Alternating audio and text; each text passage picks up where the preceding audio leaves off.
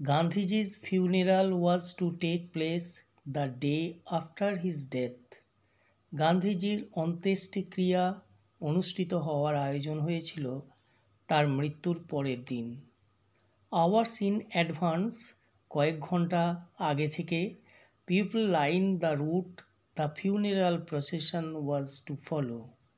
জনগণ সারি দিয়ে দাঁড়িয়েছিল সেই রাস্তায়, যে রাস্তা ধরে শবযাত্রা যাওয়ার কথা। পদ্মশ্রী মিসেস নাইডুজ ডটার, শ্রীমতী নাইডুর মেয়ে Padmashri, spoke for us all, আমাদের সকলের হয়েই কথাটা বলে দিল। হোয়েন সি সেড সিম্পলি, যখন সে শুধু বলল, উই উইল ওয়াক, আমরা হাঁটব। It is the last time, এটাই শেষবার, we shall be walking with Bapu, আমরা বাপুর সঙ্গে হাঁটব। It was an agonising walk, হাঁটাটা ছিল যন্ত্রণাদায়ক।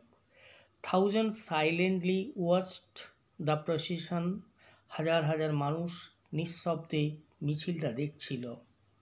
বাপু lay on an open truck, বাপু একটা খোলা ট্রাকের উপর শুয়েছিলেন, কাভার্ড উইথ ফ্লাওয়ার্স, ফুলে আচ্ছাদিত হয়ে।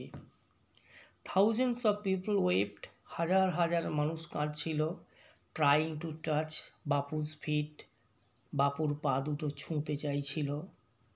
ইট was impossible to move in the thick crowd, ঠাসা ভিড়ের মধ্যে এগোনা অসম্ভব ছিল।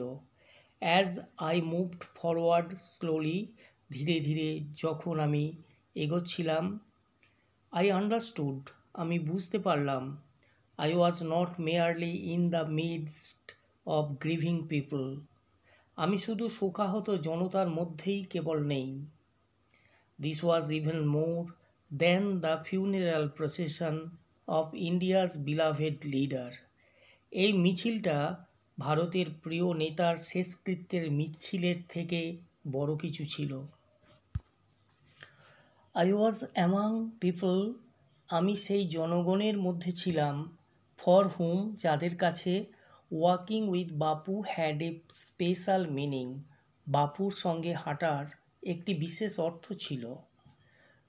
We had walked with Bapu, আমরা বাপুর সঙ্গে হেঁটেছি। Over the rough and smooth of India's recent history, ভারতের সাম্প্রতিক ইতিহাসের কঠিন ও মসৃণ পর্যায়ে।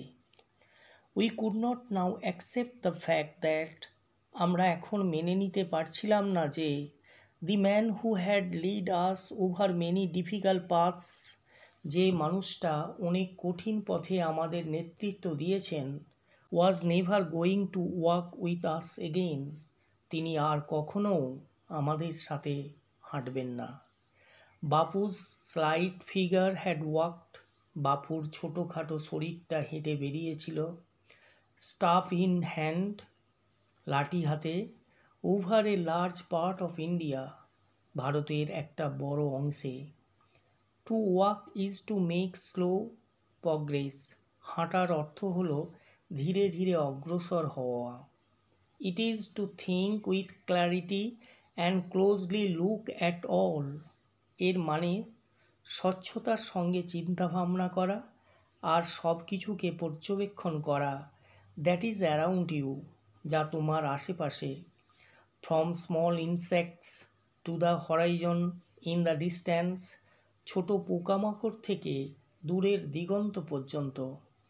মোর ওভার, সর্বোপরি, to walk was often the only way, হাঁটাই প্রায়শই একমাত্র পথ। Open to the average Indian, সাধারণ ভারতীয়র কাছে খোলা। ইট রিকোয়ার্ড নো ভেহিকল, এতে কোনো যানবাহনের প্রয়োজন ছিল না, এক্সেপ্ট হিজ ওন বডি, তার নিজের শরীর ছাড়া, and cost him nothing but his energy, আর নিজের শক্তি ছাড়া তার আর কোনো খরচও নেই। Gandhiji took this necessity, Gandhiji একে প্রয়োজনীয় হিসেবে গ্রহণ করেছিলেন। অ্যাজ হি টুক মাচ, যেহেতু তিনি বেশিরভাগ গ্রহণ করেছিলেন। দ্যাট ওয়াজ কমন প্লেস, যা সাধারণ ব্যাপার। And transformed it, into a joyful effort, আর তাকে পরিবর্তিত করেছিলেন আনন্দময় প্রচেষ্টাতে।